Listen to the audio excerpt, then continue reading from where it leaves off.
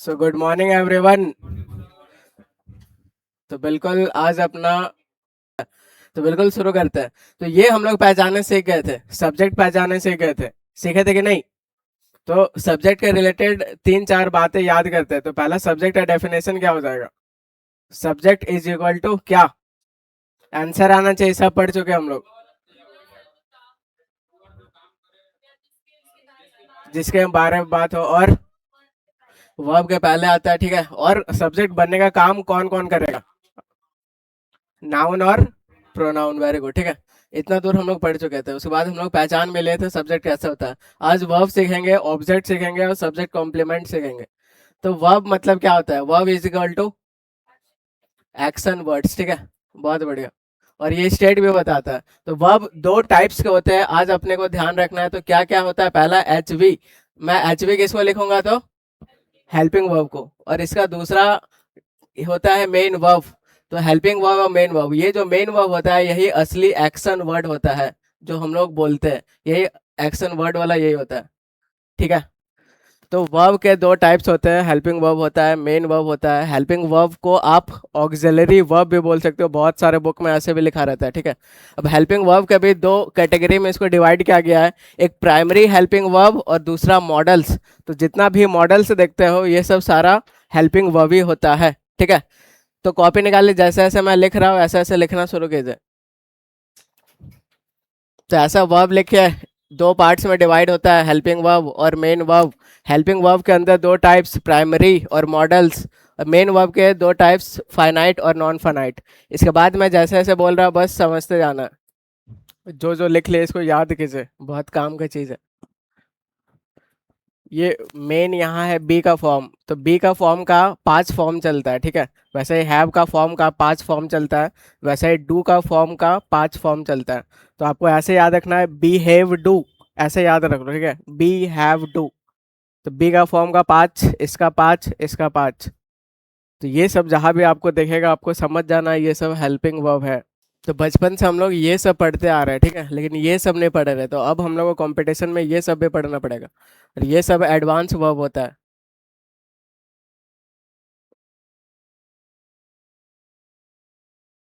लिख लिया सब? समझाओ।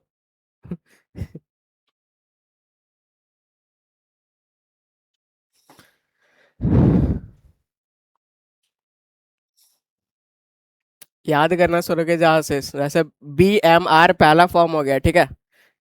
अरे भाई यहाँ पे दूसरा फॉर्म छूट गया, ठीक है। दूसरा फॉर्म आपका वाज और वर होता है। तीसरा फॉर्म होता है बीन, यहाँ पे ऐड कर लो, ठीक है। इसलिए रिवाइज करना जरूरी है। तो बी एम आर पहला फॉर्म होता है, वाज वर, फिर बीन बीइंग इज, ये बी का फॉर्म हो गया। हैव का form have, second form had he होता है, थर्ड वाला भी हैड होता है, फोर्थ वाला हैविंग और हैज होता है। Do did done doing does होता है, ठीक है। और बिल्कुल आपको पता होना चाहिए कि हैव और हैज में सिंगुलर और प्लूरल कौन सा है, डू और डज में सिंगुलर प्लूरल कौन सा है, ये सब पता होना चाहिए। उसके बाद ये सब मॉडल्स, ये सब भी सारा हेल्पिंग वर्ब के अंदर ही आता है। अब इधर मेन वर्ब है, यही एक्शन वर्ड होता है। तो इसमें एक होता है ट्रांजिटिव, जो हम लोग आज पढ़ेंगे, इन ट्रांजिटिव भी होता है। और नॉन फनाइट के अंदर आपका इन्फिनेटिव आता है, ठीक है। जेरंड आता है और पार्टिसिपल आता है। तो इतना लिख लिए, तब हम लोग एक एक करके पढ़ना शुरू करेंगे। लिख लिया है?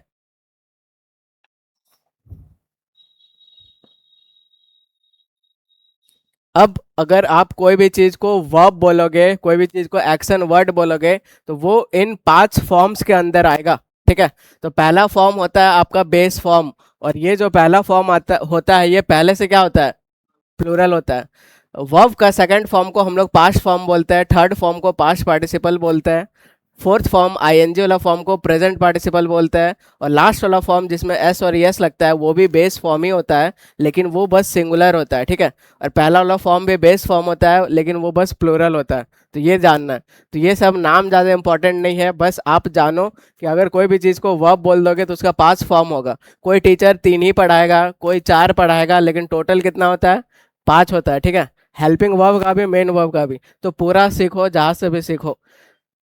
तो वर्ब बोल दो तो 5 फॉर्म्स के अंदर आएगा, V1 V2, ऐसे हम लोग नहीं बोलते हैं, first form of verb, second form of verb, third और फिफ्थ फॉर्म ऑफ वर्ब।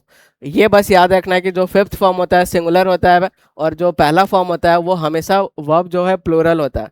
अब नोट लिखा हुआ है कि not even a single sentence can be made without a main verb. तो इसमें क्या लिखा हुआ है, तो स्ट्रक्चर क्या होता है, सब्जेक्ट वर्ब प्लस ऑब्जेक्ट। तो ये जो वर्ब है ये क्या होना चाहिए, तो मेन वर्ब होना चाहिए, यही नीचे लिखा हुआ है। इसको हम लोग प्रूफ कर देंगे अभी आगे, ठीक है। अभी बता रहा हूँ। तो कोई भी अब एग्जांपल लेते हैं, तो कोई किसी भी चीज को अगर आप वर्ब बोल दोगे तो वो कितने फॉर्म्स के अंदर आएंगे, 5। कैसा कैसा, तो मान लो प्ले मैंने वर्ब ले लिया, तो इसका सेकंड फॉर्म होगा जो कि होगा प्लेड, थर्ड फॉर्म होगा इसका, थर्ड फॉर्म प्लेड ही होता है, फोर्थ फॉर्म क्या हो जाएगा, आईएनजी वाला प्लेइंग होता है, और लास्ट वाला फॉर्म क्या हो जाएगा, प्लेस होता है। अब इसमें बस नोटिस करने वाली बात यह है कि पहला और लास्ट वाला फॉर्म हमेशा क्या होता है, बेस फॉर्म होता है, लेकिन जो पहला है ये क्या होता है, सिंगुलर के प्लूरल, प्लूरल होता है, ठीक है। और ये वाला जिसमें एस लग जाए सिंगुलर होता है। तो सिंगुलर और यहाँ पे एस, इसको ऐसे आप लिंक करके याद कर सकते हो। अब यहाँ पे आप पहचानो कि identify helping verb main verb, ठीक है। तो हर सेंटेंस को पढ़ो और पहचानने का कोशिश कीजिए कि हेल्पिंग वर्ब कौन सा है, मेन वर्ब कौन सा है, ठीक है। और आप लोग सब्जेक्ट भी पहचानने सीख गए तो सब्जेक्ट भी बताओ, आगे ऑब्जेक्ट सीखेंगे तो वो भी सीखेंगे, ठीक है। अब इसको लिख लेना है, उसके बाद हम लोग समझेंगे, ठीक है। 5 फॉर्म लिखना है भाई उसमें बस, play played played playing plays, यहाँ पे कोई भी एग्जांपल आप ले सकते हो।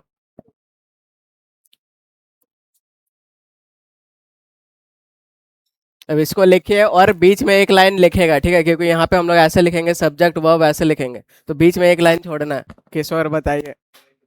पहला, जैसे जैसिका राइट्स लेटर, ये क्या हो जाएगा, सब्जेक्ट हो जाएगा। सब्जेक्ट बनने का काम दो चीज करता है, ये क्या है, ओ भाई साहब, नाउन। दो चीज करता है, नाउन और प्रोनाउन, तो ये नाउन हो गया, ठीक है। अब राइट्स क्या है, तो मेन वर्ब है, वेरी गुड।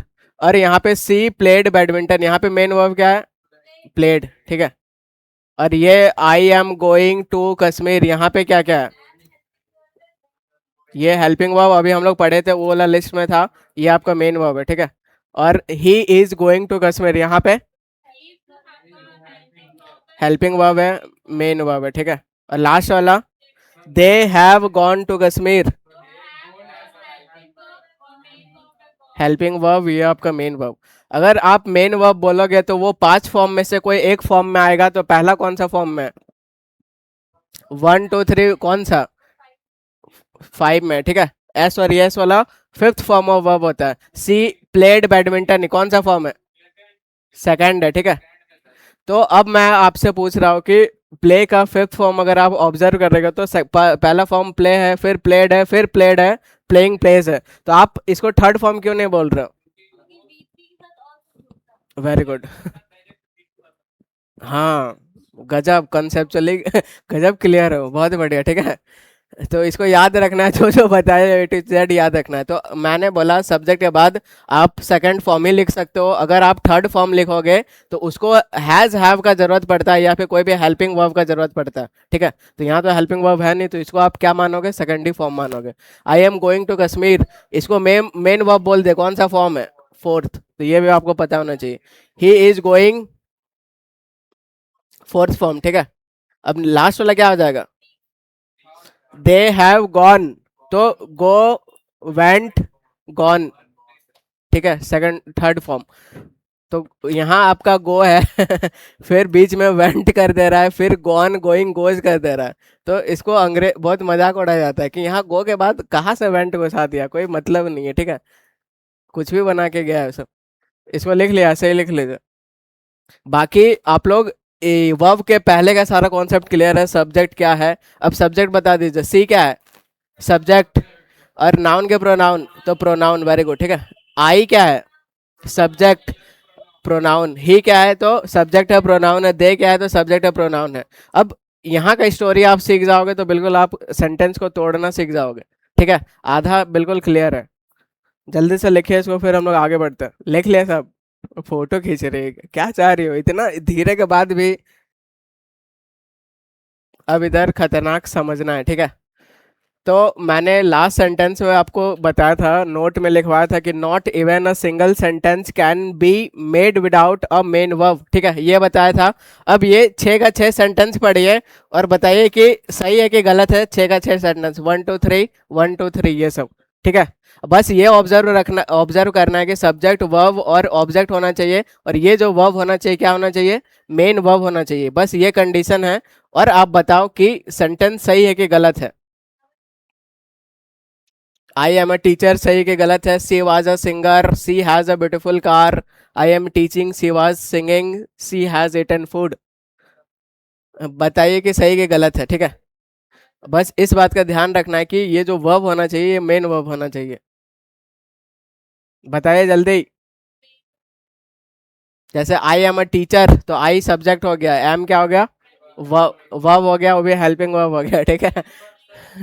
वैसे सी वाज अ सिंगर, वहाँ मेन वर्ब है नहीं, तो वाज ये सब अभी हम लोग पढ़े, कॉपी आप निकाल के देखोगे तो सारा वो सब बी का फॉर्म है, be am are was were, तो ये सब सारा हेल्पिंग वर्ब है। तो सेंटेंस सही कि गलत है, बस ये आप बता दो।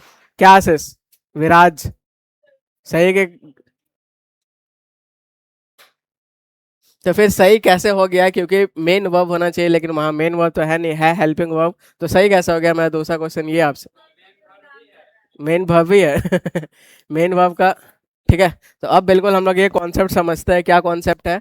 तो अभी मैंने क्या बोला, जैसे I am a teacher, I am teaching, यहाँ पे हेल्पिंग वर्ब भी है, मेन वर्ब भी है, तो ये बिल्कुल सही है। लेकिन आई एम अ टीचर, वहाँ पे मेन वर्ब नहीं है, तब भी ये जो स्टेटमेंट है तब भी सही है, ठीक है। तो ये भी सही है, ये भी सही है, ये भी सही है, ये भी सही है, ये भी और ये भी। अब आपको समझना है कि वहाँ पे मेन वर्ब नहीं है तब भी सेंटेंस सही कैसे हो गया। तो ये एक और खतरनाक कॉन्सेप्ट आप सीखो, क्या, एक और कॉन्सेप्ट सीखो। आप क्या सीखो, ये जो बी का फॉर्म होता है और ये जो हैव का फॉर्म होता है और ये जो डू का फॉर्म होता है, ये सब इंग्लिश ग्रामर में डुअल फंक्शन करता है, ठीक है।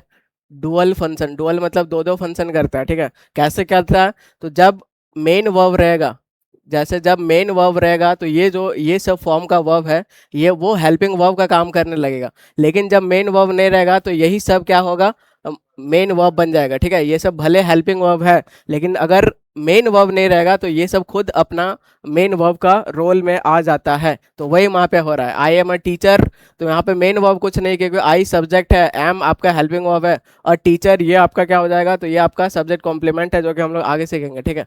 तो आई एम अ टीचर, तो वहाँ मेन वर्ब नहीं है, तो यहाँ पे जो बी का फॉर्म है, जब मेन वर्ब नहीं रहेगा तो क्या करता है, तो खुद ब खुद मेन वर्ब बन जाता है। इसको आप रियल लाइफ एग्जांपल से सीखो। जैसे आप मेन वर्ब को मान लो कि पापा है, ठीक है, और जो हेल्पिंग वर्ब है ये आपकी मम्मी है, तो मम्मी हेल्प करती है पापा का, ठीक है। ये ऐसा क्लियर है। तो एक दिन क्या होता है, एक दिन मेन वर्ब बोले तो पापा, समझ जाओ, मार्केट चले गए या फिर बाहर चले गए कुछ दिन के लिए। अब जो घर का हेड बन जाती है, कौन बन जाती है, मम्मी बन जाती है। तो सेम यहीं पे वही हो रहा है, ठीक है। तो हेल्पिंग वर्ब जब मेन वर्ब नहीं रहता है तो ये हेल्पिंग वर्ब खुद मेन वर्ब का रोल में आ जाता है और सारा डिसीजन लेना शुरू कर देता है। तो यहाँ पे वही हो रहा है। तो यहाँ पे आई एम अ टीचर, तो यही यहाँ पे भले हेल्पिंग वर्ब एम होता है लेकिन मेन वर्ब आगे नहीं है, मेन वर्ब नहीं है, तो यही मेन वर्ब का काम करेगा। अब जैसे इधर आ जाओ, आई एम टीचिंग, तो टीचिंग वहाँ पे मेन वर्ब है, मेन वर्ब है, तो फिर अपना इज्जत से अपना हेल्पिंग वर्ब के रोल में आ जाएगा, ठीक है।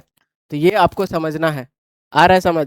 फिर मैंने बोला सी वाज अ सिंगर, तो वो सिंगर थी, ठीक है। तो मेन वर्ब आगे है नहीं, तो है नहीं, तो फिर यही मेन वर्ब का काम करेगा। और इधर आ जाओ, तो सी वाज सिंगिंग, तो यहाँ पे सिंगिंग मेन वर्ब दिख रहा है, अगर मेन वर्ब दिख रहा है तो वाज यहाँ पे क्या काम कर रहा है, हेल्पिंग वर्ब का, बस यही समझना है, ठीक है। तो जब अकेले आएगा हेल्पिंग वर्ब तो वो मेन वर्ब का काम करता है, लेकिन अगर मेन वर्ब के साथ आएगा तो फिर वो हेल्पिंग वर्ब का काम करता है। सी हैज अ ब्यूटीफुल कार, ठीक है, उसके पास ब्यूटीफुल कार है, तो ये सब्जेक्ट हो गया, या और आगे मेन वर्ब नहीं दिख रहा है, मेन वर्ब नहीं दिख रहा है तो यही मेन वर्ब का काम करेगा, ठीक है। कौन सा फॉर्म है, फिफ्थ फॉर्म है, ये आपका सेकंड फॉर्म है, बी एम आर पहला ही फॉर्म है, ठीक है। सी हैज इटन फूड, तो इटन यहाँ पे खाना मेन वर्ब है, मेन वर्ब है, ठीक है। तो मेन वर्ब है तो हैज यहाँ पे किस चीज का काम करेगा, हेल्पिंग वर्ब का। लिख लीजिए जल्दी से इसको, और नीचे इसको वापस से फिल कर लीजिए। अब यहाँ पे आपको मैं दे रहा हूँ, तो बी का फॉर्म का 5 फॉर्म ऐसे चलेगा, ठीक है। Be am are, second form इसका होता है वाज और वर। ये सब हम लोग छोटा में इतना कॉन्सेप्चुअली पढ़ लेते तो बिल्कुल मजा आ जाता, लेकिन मैं भी इतना कॉन्सेप्चुअली छोटा में नहीं सिखाता, ना ही आप लोग सीखे हो। लेकिन अब सही टाइम आ गया है। सारा कॉन्सेप्ट है, शुरू से लेकर लास्ट तक, आपको एक भी रटवाऊंगा नहीं कुछ भी चीज। जो लिख लिया इसको याद कीजिए। बी का फॉर्म ऐसे 5 फॉर्म चलता है, हैव का ऐसे चलता है, डू का ऐसे चलता है। ये सब बहुत इंपॉर्टेंट है, आपका हेल्पिंग वर्ब का 5 फॉर्म याद होना चाहिए। और दूसरा कॉन्सेप्ट क्या है याद आना चाहिए, अगर हेल्पिंग वर्ब अकेले आएगा मेन वर्ब का काम करेगा, अगर मेन वर्ब के साथ आएगा हेल्पिंग वर्ब का काम करेगा।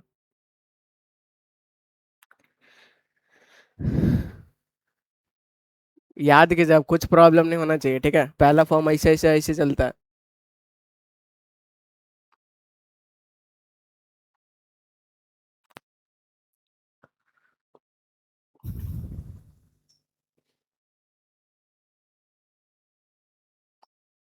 उसके बाद एक और, फ्राइडे को अपना बेसिक्स ऑफ इंग्लिश का लास्ट लेक्चर है, और बेसिक्स ऑफ इंग्लिश खत्म, ठीक है। उसके बाद बिल्कुल अब आप लोग ट्रैक में आ गए, अब आप लोग सीख जाओगे subject, helping verb, main verb, object क्या होता है, सब्जेक्ट कॉम्प्लीमेंट क्या होता है, ये सब सारा सीख जाओगे, ठीक है। उसके बाद हम लोग अपना मस्त नया चैप्टर शुरू करेंगे, टेंस। लेकिन उससे पहले एक टेस्ट लेना है बेसिक्स ऑफ इंग्लिश का, तो मंडे को आप लोग का टेस्ट होगा। पूरा प्रिंटेड पेपर मिलेगा, 50 मार्क्स का रहेगा, 1 घंटे के अंदर करना है, ठीक है। तो फ्राइडे को हम लोग इसको खत्म करेंगे पूरा।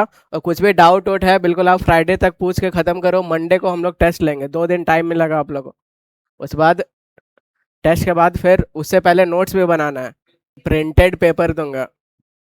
कोई एब्सेंट नहीं मारेगा, पहले ही बता रहा हूँ। जितना जो रिवाइज करना है सारा अपलोड है यूट्यूब में, देख देख के रिवाइज करो, जो कॉन्सेप्ट समझ नहीं आया है।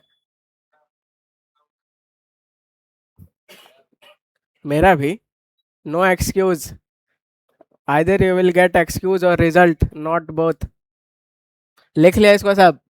अब इसको लिखिए, उसके बाद पहचानने सीखिए कि हेल्पिंग वर्ब कौन सा है, मेन वर्ब कौन सा है, जल्दी। सो पहले लिख लीजिए, एक एक लाइन गैप छोड़ना है, फिर नीचे लिखना है।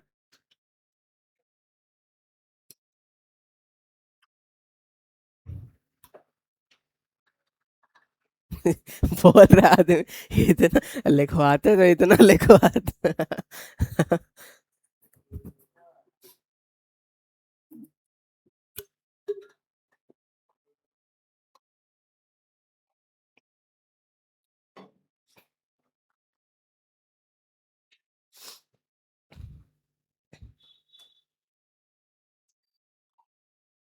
आप पूरा पढ़े हो ना, पूरा पहचानने की कोशिश करो कौन क्या है, तब मजा आएगा। क्या कर दो? ठीक है, उधर कोई भी नाम डाल दो भाई, कोई दिक्कत नहीं है उधर। हाँ।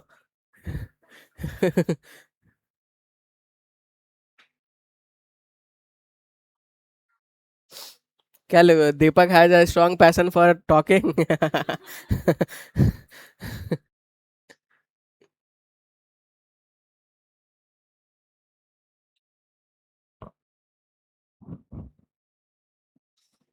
फिर से वर्ड पैशन आ गया, फिर मैं आप लोगों को बोलूंगा अपना पैशन ढूंढो। अरे पूरा कोर्स खत्म खत्म होते होते आप लोगों को पैशन ढूंढवा दूंगा।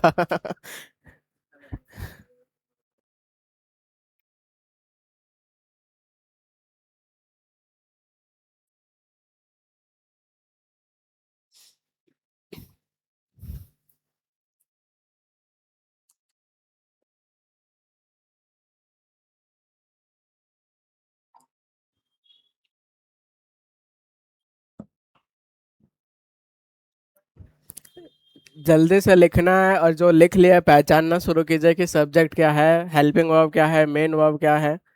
उसके बाद हम लोग कहानी अभी नहीं सीखे, तो इतना दूर तक पहचानिए।10:30 हो गया, जल्दी। टाइम पानी ऐसा जा रहा है। ठीक है, बनाया जाए। अब पहला का आपको बताना है, ठीक है। तो मैंने बोला Amar has a strong passion for teaching, तो सब्जेक्ट क्या है? ठीक है। अब ये नाउन है कि प्रोनाउन है? तो नाउन है, इतना दूर क्लियर हो गया। अब यहाँ पे आप हैज देख रहे हो, आगे चेक करो कि मेन वर्ब है क्या, तो बिल्कुल मेन वर्ब नहीं है, यहाँ से दूसरा शुरू हो रहा है, इतना दूर जा रहा है, ये प्रेपोजिशन है, उसके बाद इसका अपना अलग जा रहा है, तो ये मेन वर्ब नहीं है, ठीक है, मेन वर्ब आगे ही रहेगा। हाँ, प्रेपो का ऑब्जेक्ट है, तो इधर आप देखोगे तो मेन वर्ब नहीं है, ठीक है, तो यही मेन वर्ब है। और मेन वर्ब अगर मैंने बोल दिया तो पास्ट फॉर्म के अंदर आएगा, तो हैज कौन सा फॉर्म है, अभी पीछे वाला में हम लोग देखे थे, ठीक है। तो हैव का पास्ट फॉर्म कैसे कैसे चलता है? पहला फॉर्म हैव, फिर हैड, हैड, हैविंग, हैज, तो ये फिफ्थ वाला है, ठीक है। अब नीचे आ जाओ तो she is working on her project diligently, ऐसे बोला जा रहा है, तो ये सब्जेक्ट हो जाएगा, ये क्या है, प्रोनाउन है, ठीक है। इज क्या है, हेल्पिंग वर्ब है, और आगे देखोगे यहाँ मेन वर्ब है, तो ये बिल्कुल आपका हेल्पिंग वर्ब हो जाएगा, ये आपका मेन वर्ब हो जाएगा, मेन वर्ब का 5 फॉर्म होता है, तो ये आपका 4th फॉर्म हो जाएगा। बाकी ये हम लोग अभी कहानी इसका नेक्स्ट क्लास में सीखेंगे। ये प्रेपो होता है, प्रेपो का ऑब्जेक्ट है, और ये जो डिलीजेंटली है एल वाई लगा हुआ है, तो क्या है ये, बिल्कुल एडवर्ब है, ठीक है। ये वर्किंग कैसा, तो बिल्कुल डिलीजेंटली उसको मॉडिफाई कर रहा है। अब सेकंड नंबर में आ जाओ तो इधर आप देखोगे they did their homework on time, ठीक है, तो दे सब्जेक्ट हो जाएगा, जो कि क्या है, प्रोनाउन है।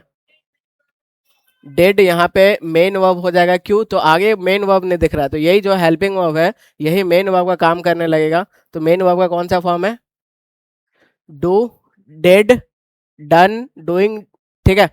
फिर यहाँ पे सी डिड एक्सप्लेन द कॉन्सेप्ट, तो ये यहाँ पे आपका हेल्पिंग वर्ब हो जाएगा, एक्सप्लेन करना मेन वर्ब हो जाएगा, मेन वर्ब का पहला फॉर्म है, ठीक है।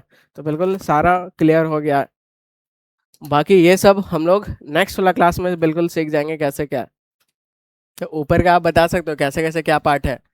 पहला सब्जेक्ट हो गया, मेन वर्ब हो गया, उसके बाद स्ट्रॉन्ग पैसन क्या है, और फॉर टीचिंग क्या है? ऑब्जेक्ट है किसका, प्रेपो का, ठीक है।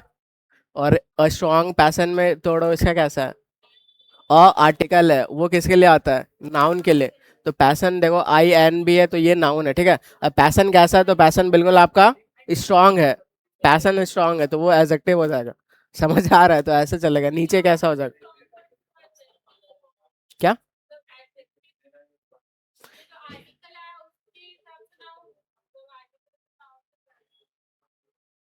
आर्टिकल पैसन के लिए आया हुआ है वो, ठीक है। बीच में एडजेक्टिव आप बोल सकते हो, जैसे मैंने बोला अ अ ब्यूटीफुल गर्ल बोला, तो ये जो है ब्यूटीफुल के लिए थोड़ी आया हुआ है, किसके लिए आया है, ये गर्ली के लिए आया हुआ है। और ये कैसी है, तो ये ऐसा है, तो ये चल रहा है सिर्फ। तो वैसे वहाँ पे अ स्ट्रॉन्ग पैसन, तो अ पैसन के लिए आया हुआ है, लेकिन पैसन को जो मॉडिफाई कर रहा है वो एडजेक्टिव होता है, स्ट्रॉन्ग होता है।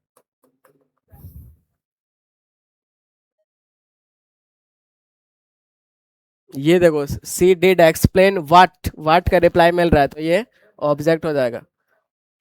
क्लियरली क्या हो जाएगा, एडवर्ब हो जाएगा, एक्सप्लेन कर रही है कैसे, क्लियरली कर रही है, तो ये एडवर्ब हो जाएगा। इन प्रेपो, प्रेपो का ऑब्जेक्ट, ऑब्जेक्ट बनने का काम भी नाउन प्रोनाउन करता है, तो क्या है, नाउन है। सारा क्लियर हो जा रहा है, ठीक है।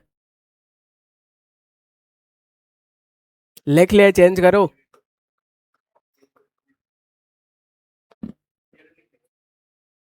लिख लिया। और बस 2 स्लाइड पढ़ना है, ठीक है, एक ट्रांजिटिव पढ़ना है और एक इन ट्रांजिटिव पढ़ना है। उसके बाद ऑब्जेक्ट और सब्जेक्ट कॉम्प्लीमेंट हम लोग नेक्स्ट क्लास में करेंगे, और 20 मिनट का उसके बाद क्लास होगा, ठीक है। तो ये जल्दी से सीख लो ट्रांजिटिव और इनट्रांजिटिव क्या आता है। तो ट्रांजिटिव में यहाँ पे ट्रांस छिपा हुआ है, रूट वर्ड, इसका मतलब होता है आगे ट्रांसफर करना, ठीक है। तो ये कुछ आगे ट्रांसफर करेगा, और जो इसको रिसीव करेगा उसका ऑब्जेक्ट होता है। तो जैसे ये जो है हमेशा ऑब्जेक्ट लेता है, ट्रांजिटिव वर्ब, कैसे पहचानोगे, तो अगर आगे ऑब्जेक्ट है तो जो वर्ब है वो ट्रांजिटिव है, ठीक है। जैसे सी रीड्स अ बुक, तो सी रीड्स व्हाट, व्हाट का रिप्लाई मिल रहा है, तो ये आपका ऑब्जेक्ट है। अगर ऑब्जेक्ट है तो ये वाला वर्ब कैसा होगा, ये आपका ट्रांजिटिव वर्ब है, ठीक है। क्योंकि कुछ भी चीज़ अपना एक्शन को ट्रांसफर करता है, जो रिसीव करता है वो ऑब्जेक्ट होता है। He wrote a letter, he wrote what, what का रिप्लाई मिल रहा है, तो ये ऑब्जेक्ट है। अगर ये ऑब्जेक्ट है तो ये वर्ब कैसा है, ट्रांजिटिव वर्ब है, ठीक है। तो ये बस आपको ध्यान रखना है। They play cricket, they play what, what का रिप्लाई मिल रहा है, तो ये वर्ब कैसा है, ट्रांजिटिव है। She is eating an apple, what eating what, तो एप्पल का बात हो रहा है, तो ये जो ईटिंग वर्ब है ये आपका ट्रांजिटिव है बस। और आगे ऑब्जेक्ट नहीं रहेगा तो वो जो वर्ब है वो इनट्रांजिटिव हो जाता है, ठीक है। अभी उसका एग्जांपल लेंगे, इसको लिख लीजिए जल्दी से।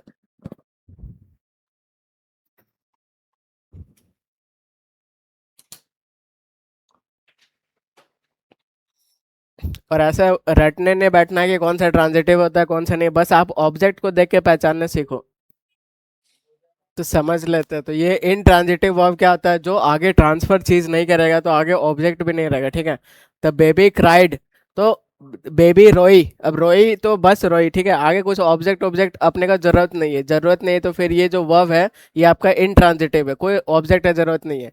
सी स्लेप्स पीसफुली, तो ये सब्जेक्ट हो गया, ये आपका वर्ब हो गया, और पीसफुली क्या है, ऑब्जेक्ट। पीसफुली क्या है, एडवर्ब है, ठीक है। तो बिल्कुल ये जो वर्ब है इसको चेंजेस ला रहा है, तो ये आपका एडवर्ब है। दूसरा बात कैसे, तो एल वाई वाला 90% क्या होता है, एडवर्ब होता है, ठीक है।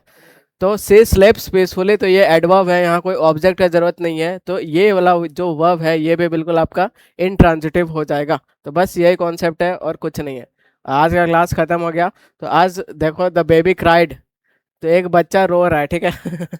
तो कौन बोलता है कि बच्चा लोग भगवान का रूप होता है, देखो इधर खत्म। नेक्स्ट हम लोग को ये सब करना है, ऑब्जेक्ट तो सब्जेक्ट वर्ब का इधर वाला कहानी आप लोग सीख गए, अब ऑब्जेक्ट वाला सीखेंगे, ठीक है।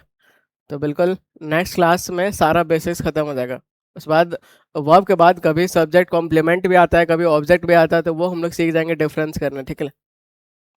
तो उसके बेसिस पे हम लोग क्वेश्चन बना लेंगे और नेक्स्ट क्लास में बेसिक्स ऑफ इंग्लिश खत्म।